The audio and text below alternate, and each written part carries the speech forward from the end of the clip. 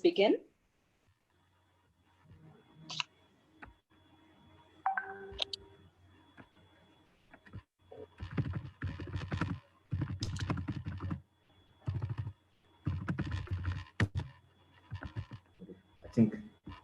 I think we're good now.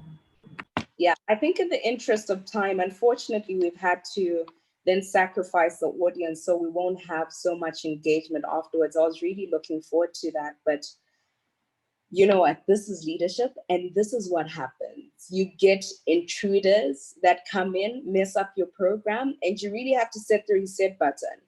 Just press it and start over and start afresh and have a new strategy and have a plan B. And it's okay to have a plan B.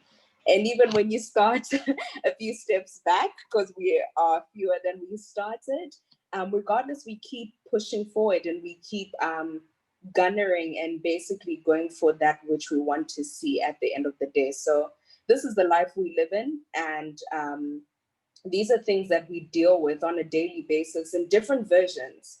It can be some spam really coming in with such a great conversation, and it can be Corona at the same time. And you have to just re-strategize. And that's what being a leader is all about. So I'm so sorry for the interruption, Leila. I don't know if you want me to ask the question again or you still have it in mind so that we can just get with that conversation and we'll be concluding soon, especially in the interest of time.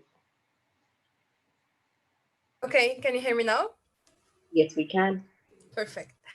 Okay, I would get back to your question. The first question, it's about why not join in politics, right? Okay, as I told you, I always get this question before. Every time I'm meeting someone, they ask me why you don't join politics, because you do some impact. You can mobilize people and you have a very large network. So through Global Shapers or any other NGO, you need to capitalize on this and join politics. You're going to have a strategic impact. Oh, I would love to do this, actually. I would love, but the reality is different. Actually, when I was thinking about this before, at many times I wanted to join, but unfortunately, I feel myself not aligned with these politics, actually, and I'm not 100% aligned with what they are doing. In the beginning, I was thinking that yes, every politics they will have I would say every team they will have their own strategies, own impact, own plans, but actually it's not the case. They just talk about this in order to gather many people, and especially young people, because it's a big power actually in Morocco and all over Africa.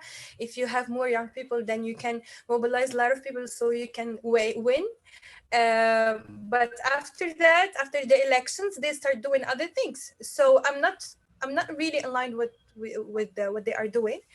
But if we discuss this, if we see this in another angle, and we think impact, if I keep working with the community like a Global Shaper or any other initiatives or NGOs, okay, we will have impacts. But if we want to have this at a large scale, if we want to have a real change, and specifically locally in our countries, we need to have power of decision. And we are not empowered enough to take this power of decision. So if I want to change big things, I need to join politics. If I am only one today interested to join politics and I can't find someone else who is aligned with me, then we as a shapers, at least, we know that we have the same values, we share the same principles, and we share a lot of things together. So please, we need to empower ourselves enough to join politics and to create our own cases. And here, if we are this first year, we are 5 people joining. If we're gonna encourage people to do the same, and then after 2-3 years, we can be more than 20 people. And can you imagine more than 20 people in the parliament, for example, taking decisions and voting for policies? That's amazing. So actually, in this COVID and when we were in lockdown, and I was working from home, I had a lot of time to discuss about this and to think about this completely. So I was saying that's my decision. That's one of my resolution actually. I need to think about this more seriously, and I need to find people who are sharing the same things with me. Maybe we can do the change, and believe on that, because even as an NGO, we can do the change. But as I told you, the power of decision, it's more political than in associations or in initiatives. Okay, we're doing great things, and I'm really proud of that. But we need to move to the next step. Global shapers prepare us to be leaders. Then, to be real leaders, we need to participate on this decision. Absolutely. And for the next part of the question, can you please repeat this, because I forgot the second part. No worries. Well, when we were discussing about how when we basically take up leadership positions and you find that whatever you're doing, you're not doing it for the sake of the community anymore, but you're doing it as a way to just feed your own name and just get cootie points from people and just get praises from people and the applaud of people. What do you then do? How do you search yourself? Or once you've searched yourself, how do you go back to the drawing board and say, you know what, I think I've lost the plot. I'm not doing it for the people anymore, but rather for very selfish reasons. What do you do then? Do you then quit altogether as a global shaper? Is that when you just pack your bags and say, I don't want to be a shaper anymore? Or what do you do in such an instance? Actually, I'm not sure if I don't really think that we do all these things for ourselves. Because I can see any other people. I have a lot of friends who are not really invested in this kind of initiatives. They have a lot of time. They do a lot of things, other things than be in such situation. You know how much in this COVID period we get like booked for sessions, live sessions, Facebook webinars, just to share our opinions and inspire people. I'm not sure if we're doing this for our ego. I'm gonna invest enough time for this for people, because at the end of the day, we're doing this to the others, and we are sharing this with others. So of course, it's not an ego question. It's completely an investment and a kind of contribution to our countries, to our continent, to our world, because we are part of this world, and we need to contribute to get this world better. And it's of course definitely a sort of give back, because we feel that we need to give back to our countries. So I'm completely I agree that sometimes we're gonna feel this more personal, more selfish, and it's especially when we have the opportunity to join like events or something with very strategic people, leaders, and we're gonna have this moment to share and to talk about ourselves. But it's a part of the package. We are doing this for our community, but it's also our right to talk about ourselves. But the whole thing, it's more for others. Like it's the whole work is for the community. So that's what I think actually. Absolutely love that. Thank you so much. I've seen there's a hand up from Wanji. I wanted to contribute and also agree with what Leila has said. The honest truth is that there has to be some sense of selfish interest that is driving you to impact change. The only question is your selfish interest serving just a small group of people, or is your selfish interest going to benefit many more people? Because when you have no selfish interest in it, if you have no investment in it, then there's no drive to do anything. So I think it's important that you clarify that it's okay to have some selfish interest, but you also need to call yourself to a meeting and ask yourself, is my selfish interest just for a small few, or majority are going to benefit from this selfish interest? Yeah, I absolutely love that. For this next one, I think I wanted to speak into some of the recommendations that we can have following the conversations that we've been having today. I think this one would be posed to Adewanju.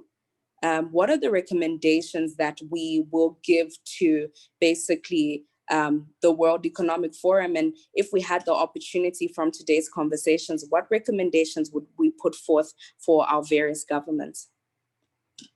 Okay, thank you very much. First, I think for African leaders especially, there's the need to rediscover what leadership is for Africa. So I think what happens a lot in this region is there's a tendency to just want to copy and paste. So there's a tendency to just see what the Western world is doing, just want to replicate it here. Most of our leaders, do they really understand? I mean, do they really get the concept of leadership? I mean, you discover this because you see that empathy is lacking in a lot of what our leaders do in terms of decision making and all that. So I think the first thing is for the leaders themselves to discover what leadership is for Africa, understand, get to understand the people, how best is it to lead these people.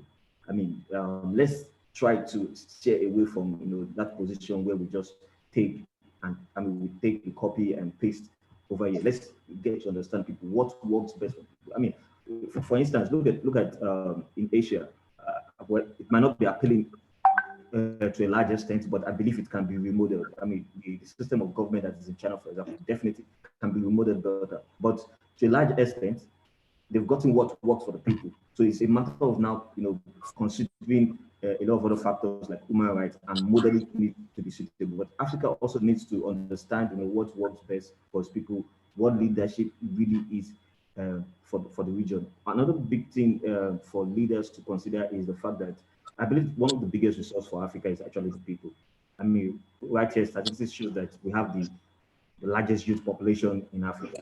So that is one big deal that I think all African leaders need to play a major focus on. The people, the youth population. The youth population is the new force that takes over. In fact, when we're talking about change in Africa, it is majorly about the youth population because these are the people. That's the real engine of Africa right now. That's the real engine. If there's a problem with that segment, then I tell you there's a problem with the region. And I don't know if African leaders are doing enough with addressing that sector. I don't think so because one, we have a huge gap in terms of education. We have a huge gap in terms of unemployment, skills gap. I mean, that's why we come up with a lot of projects to try to address those gaps we have. African leaders need to pay a lot of attention to the huge young population that we have. That is the biggest resource the region has, and I believe there should be a big focus over that. I mean, speaking to organizations like World Economic Forum, also, I believe WEF too can assist in addressing the segment like the youth force. So a lot of the initiatives that should be coming out from organizations like the World Economic Forum or the United Nations should be focused on the youth population, the young population. A lot of the innovations, a lot of the things that they want to use to assist the region should be focused on that segment because I believe that segment really is the engine. If that segment is well educated, if that segment, gets the basic value system that is necessary, the value system that leads to development in any nation, I believe that we will get things right. Another thing is for African leaders to be conscious about making decisions for their people, rather than making decisions for the interest of those outside. So Naeem, before we went off, mentioned something that is very important, and that's the fact that a lot of what we do here is being run by grant. A lot of what we do here is being run by subsidy and all that. So because of that nature of that situation we're in, there's a tendency for us to, a lot of the time to yield to the need of those that are giving us the grant. I mean, if I'm giving you something, I want something in me. So I think that's one big challenge that we have right now. So Africa is being sustained by grants. A lot of our organizations, a lot of the NGOs are being sustained by grants, and those grants are not coming from within Africa. Those grants are coming from outside. So because of that, there is a large external interest in Africa. So most of the time, a lot of the decisions that are not made in the interest of what is happening here. Most of the decisions are made in the interest of those people that are feeding.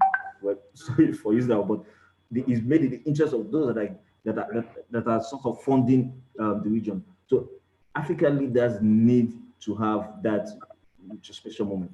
We need to start making decisions for ourselves. I believe that in itself, I mean, if we probably need to start making some hard decisions. I mean, not everything you're going to take. So if we realize taking some of these aids make it difficult for us to do the right thing for ourselves, then we need to start making that hard decision. We need to I mean, yes, I agree to a large extent that probably the region is probably the most vulnerable at the moment, but we need to stop looking at ourselves with that side of being the most vulnerable. In fact, sometimes because those from outside see the region as the most vulnerable, there's a kind of response they give. You know, when you see someone as being vulnerable, you make a lot of assumptions as this person cannot make a decision for himself. So because of that, you kind of do things like the way you treat a baby, sort of. Let me use that word, permit me to use that. You kind of treat a person to that extent. So we need to start taking ourselves from that state of calling ourselves the most vulnerable. I mean, sometimes I make a joke with shapers in my hub about the fact that a lot of times we complain as Africans. Then later on, when we want to apply for application, when we want to apply for fellowships, we want to apply for grants, we use words like my family is I live in the poorest. Like we we even exaggerate. We exaggerate that our bad situation. I live in the most vulnerable community. In a community where people have not seen electricity. Yeah. I mean, we do that so that we can get the grant and all that. But this is not putting us in the life situation. And I know a lot of time, even our leaders do that. They like to portray, that vulnerability just to get the help, and that help at the end of the day chokes us. So we need to get out of that. We need to start making leaders need to start making decisions for ourselves. And I mean, we can only appeal to external organizations to also start considering the region more than. Yeah, absolutely. Do you know one thing? I'm a bit mad at you. You really cut me deep because you said that Africa, we have so external interests, and that really, I think unfortunately, it really just sums it all up. And sometimes that's why we feel like there's not so much care for our own people, because the interests are so external. It's about pleasing the outsider. And that's what you get when you feel too indebted to someone. You overdo it to the expense of your own children in your home and looking after them. Just because one person, it's like that sort of thing where if somebody did something good for you at a certain point in time, you feel forever indebted to them. Yeah. And I think that's the problem that Africa faces, without realizing that we're endowed with so much. We're endowed with human capital, the youngest generation on the earth. We've got such a youthful generation. And unfortunately, that generation is employed, but we've got so many mental faculties that can build so many things. We talk about the resources. These are stories that we're so tired about hearing. So I'm going to go into and just get everybody's concluding remarks. I saw there was a hand up there. So I think Avil will start with you. But before we do, I just want to read something. This was in the invitation for this webinar. So I'm guessing it's courtesy of the Lagos Hub. It says, we believe in a world where young people are central to solution building, policy making, and lasting change. As we conclude, we'll start with Aviwe, then we'll go to Leila. What does this sentence mean to you? And you can add on any of your concluding thoughts.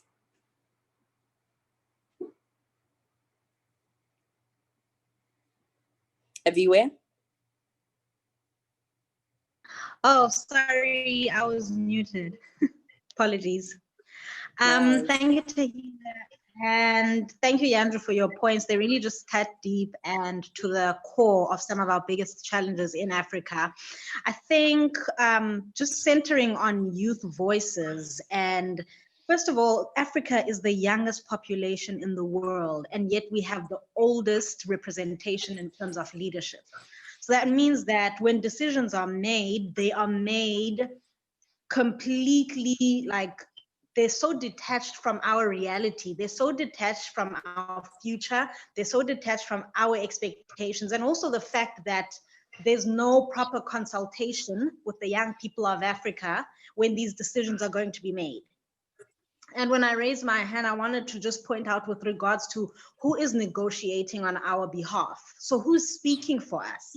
do we have people that represent us? Do we have people that are saying, I understand what the young people are saying and what they're going through and what their challenges are? Or are we just having people negotiating based on historical evidence, and are negotiating or speaking and agreeing to terms that have nothing to do with a sustainable Africa, or that have nothing to do with an Africa that is actually self-sustaining? Because if you think of the number of resources that we export from Africa, and then also we have to buy them back to our own continent at prices that most of the time we can't afford. We have to go to the World Bank and get external donors and external funding, which again put us in very compromising places, because a lot of countries in Africa are sitting with debt that they can't pay back, which they had to use to buy their own resources. So for me, I just feel that at this point,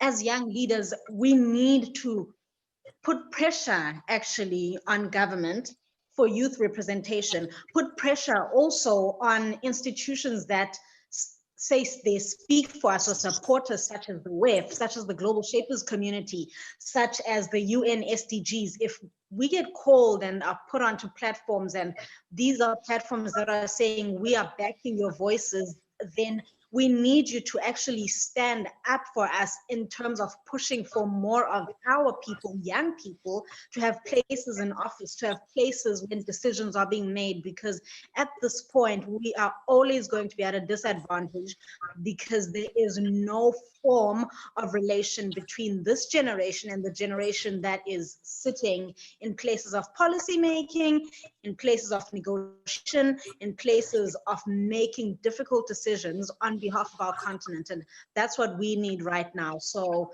I think it's a great opportunity that we come together and we speak as young people like this. And these conversations are really places where we can say, okay, we've spoken, let us push for more representation as young people, because the world can't do it without us. Absolutely. Thank and you. The question you've asked, who is negotiating on our behalf? Leila, please. I agree completely with what Aviwe just said now, and of course that's our key message. I have something that I have already talked about it before with another in another webinar, because they asked me to have a message for our leaders, and I would love to share this message with you guys if you accept that. So very, very quickly, they told me we are the young generation being affected by decision taken by our leaders. What would you tell them in order to hold them accountable and take tangible actions? And I said, I'm talking to our leaders now. Imagine yourself if you will still live for the next 20 years, but not as the leaders, as the citizens like us. Would you accept to live in a world where we have a huge social differences, a world where we have a pollution, where we have oceans polluted by fuel and plastic, where we have businesses taking the lead and businessmen taking the lead, all that instead of the real people who need to take these decisions? A world where very, very young people are marginalized from education and employment just because they are living in poor areas. If you don't accept this, if you cannot live as a citizens in this world configuration, then please take actions and involve us, because we need to take the lead now. We need to take the lead because we are the young generation who will live for the next 20 years. So don't take this in our place. We disagree on that. Please involve us. That's my message. We need to take the lead. And that's why I was answering to your question before, and by telling that we need to engage in politics, because that's the only way where we can take the lead. You know what, Leila, and if they don't include us, like how you've said, let's just take the lead. Let's take the initiative. If you're not going to include us or welcome us to the party, we're going to gate crash and invite ourselves, because when you guys are sitting at these tables, what you guys are discussing is my future and not yours. You Yes. are already established. So you are discussing my future. And for that reason, I will be part of this conversation. If anything, I'm supposed to be leading this conversation. Stephanie.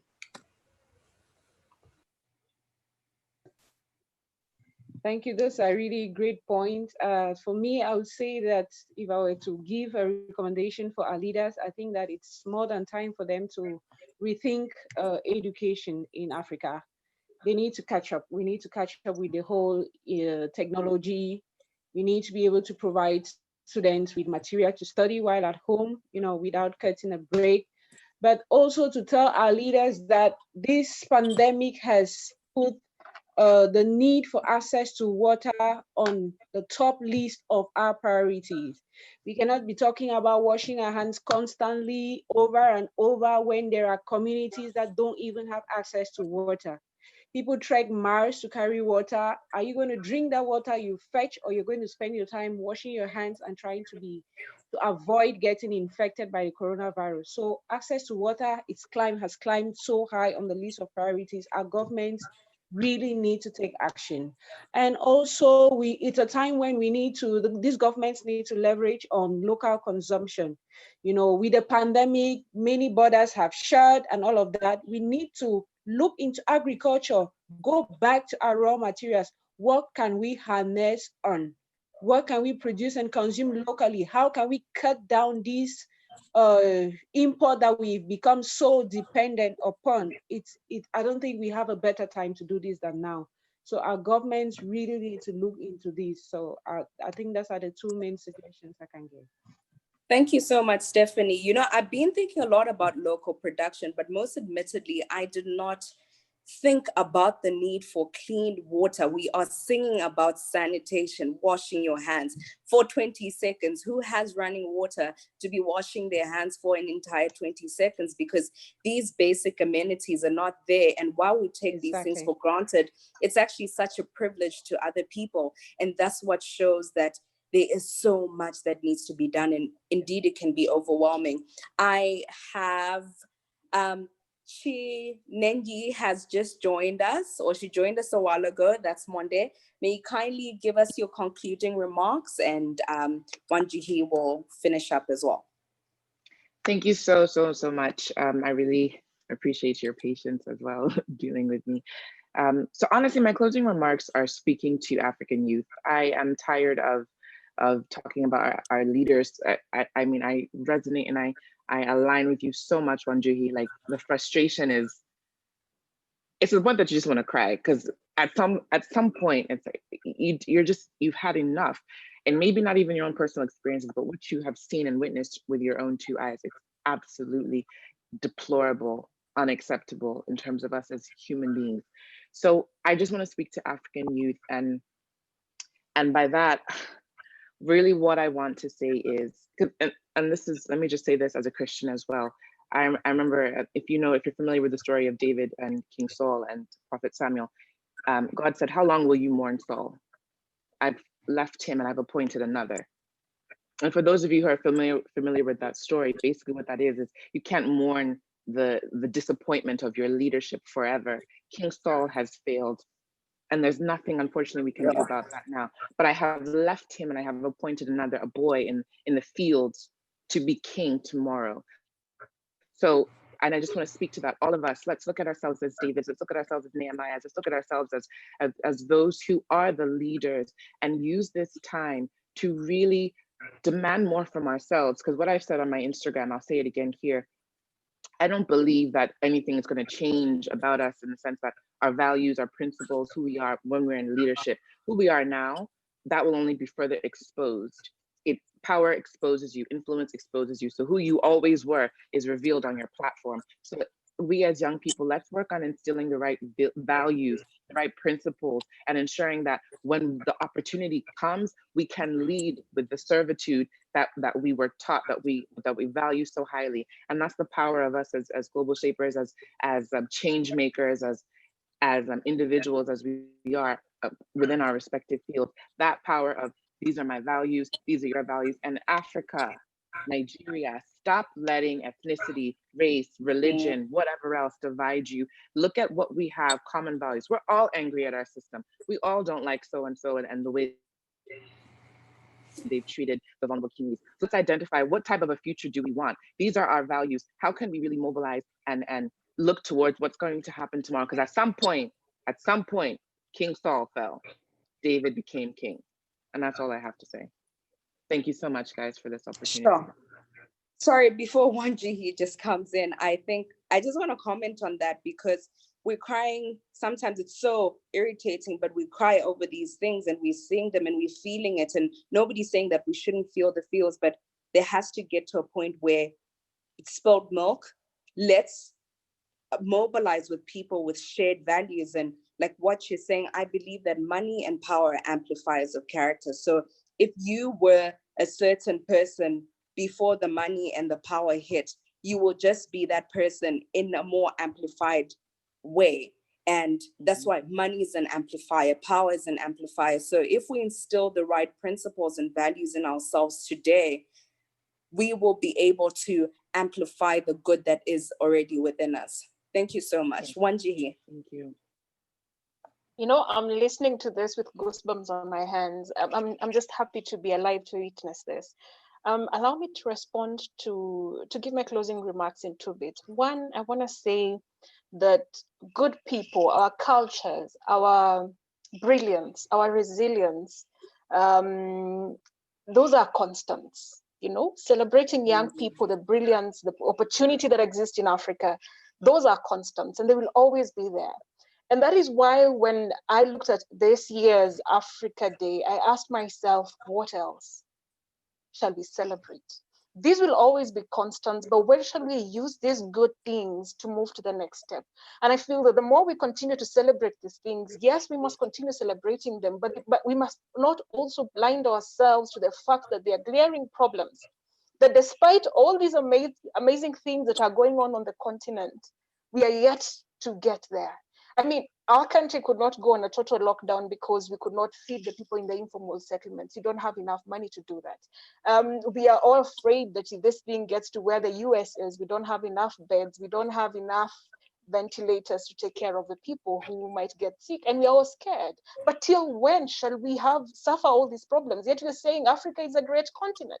But great for what? We cannot see this greatness. So I feel that we have continued to allow these great things blind us from what more we can achieve. And we must be alive to this, and it must be the fuel and the wind beneath our wings and pushing us to the next level. The next thing I want to talk about is that if young people want to take up leadership, we have to have a conversation on political parties. It is either we reform the existing ones or we form our own.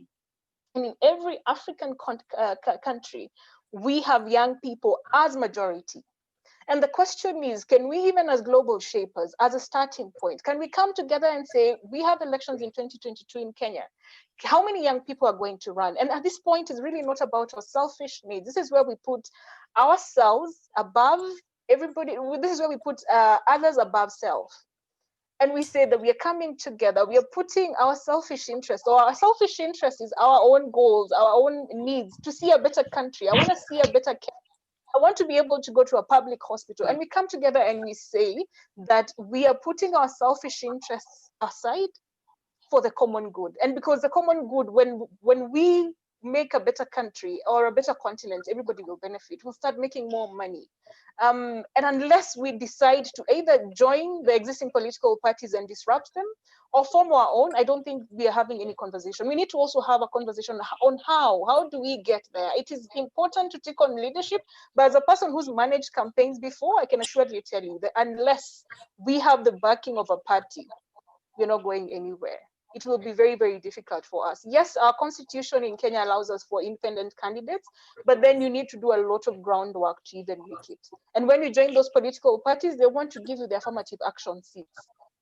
Not that, and then like now you cannot oppose, any nominated member of parliament cannot oppose what the government is doing because they are being threatened with being kicked out of office. So the best way is to be elected as a member of parliament. That way they cannot kick you out unless your people recall you. So I think we really need to have a conversation on political parties and how do we get ourselves elected. I think that's the next very important conversation. Thank you so much. As scary as it might be, these are the conversations and the goals that we should be setting for ourselves, because enough is enough at the end of the day. Naeem has just joined us. Naeem, we are on concluding remarks. Kindly keep it to like 2 minutes because of time. I think we're heading to like a good 2 hours. So kindly keep it nice and short so that we can wrap up. All right. Hey, everyone. I'm back.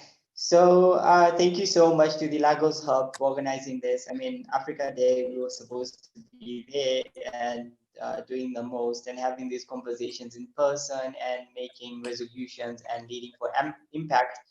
I just want to bring back the three things that I started with. I said, we're surviving on donor grants. Majority of our debt on the continent collectively is just horrible, and we need to emanciate ourselves. COVID-19 is a wake-up call. Just know that we are able and we are capable. Number two, as we lead for impact, let's just lead for impact as individuals, as we are doing in our communities and grassroots. Let's take this and let's go forward and pay our privileges.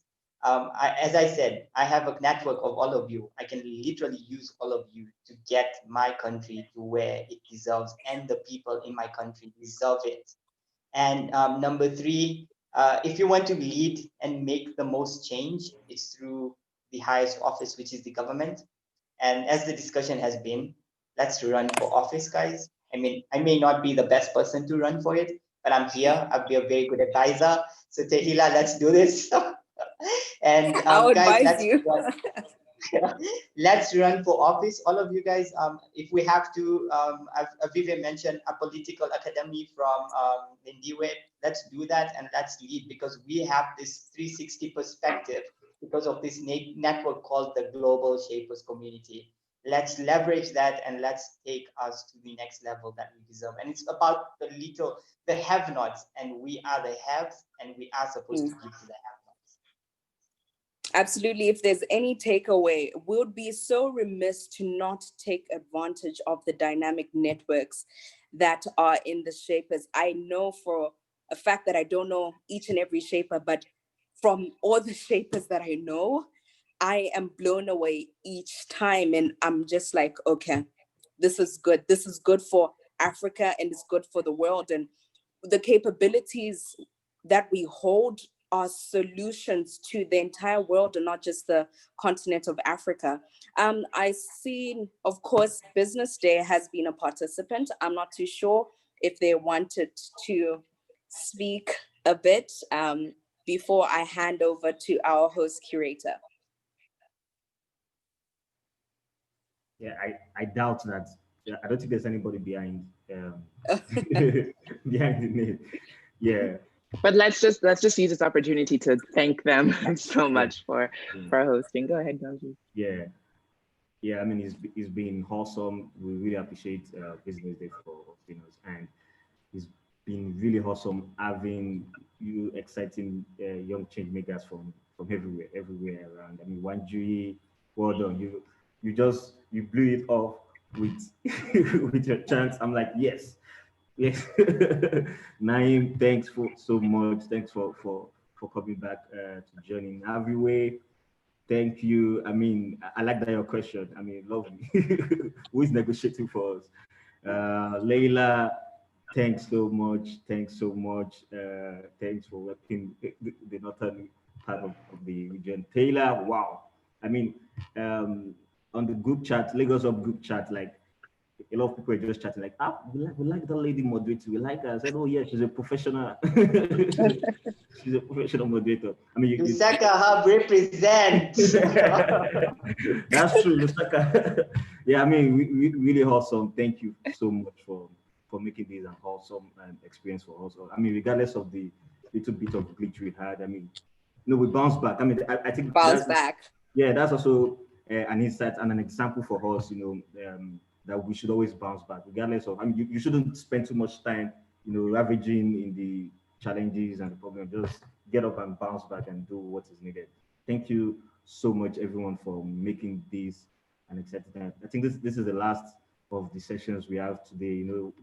We just wanted to create an opportunity for everybody to connect, knowing that, we should be in Lagos. But I mean, it was good connecting with everyone since morning. And we have to thank you too. Please don't forget that we really appreciate you for what you've done. This was amazing, truly amazing. And thank you very much for organizing this session. We feel like we're in Lagos.